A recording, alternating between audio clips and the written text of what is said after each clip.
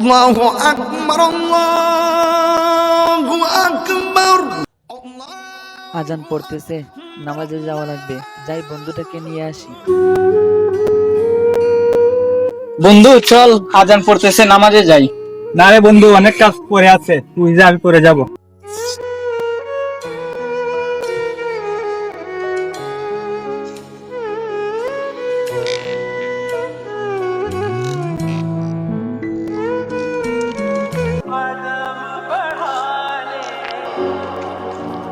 বন্ধু এখানে কি করতেছিস?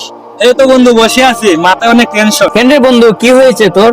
মনে অনেক টেনশন, কিছুতেই মনের জ্বালা দূর করতে পারি না। এই জন্যই তুই বলি নামাজে চল, নামাজেই আসল শান্তি। না রে বন্ধু, মনটা এমনি অস্থির অস্থির রাখতেছে। এই জন্য তো বলি বন্ধু চল নামাজে যাই। নামাজে গেলে দেখবি সব ব্যথা দূর হয়ে যাবে।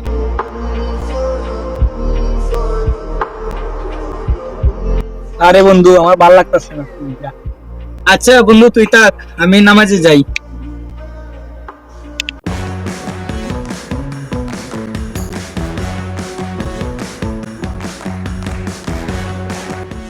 সারাজ ভাই, জানো কি হয়েছে?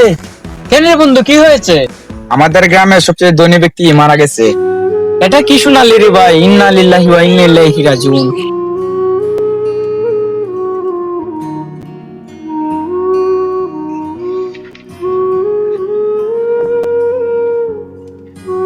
কিরে বন্ধু, বসে গেলি কেন?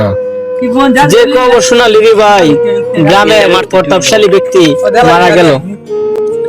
অথচ দেখ, গ্রামের এই ধনী ব্যক্তির এত সম্পদ, এত জায়গা ছিল, কিছুই তাকে মৃত্যুর হাত থেকে রেহাই দিল না।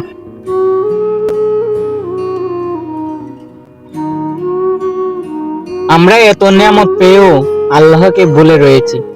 চল ভাই নামাজে যাই, নামাজ থেকে এসে ধনী ব্যক্তির জানাজা পড়ে নিব।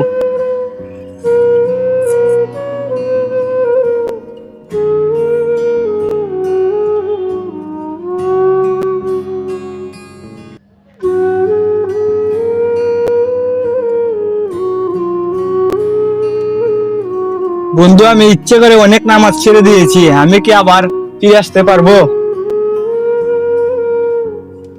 হ্যাঁ রে বন্ধু, আল্লাহর দরজা সবসময় খোলা আছে।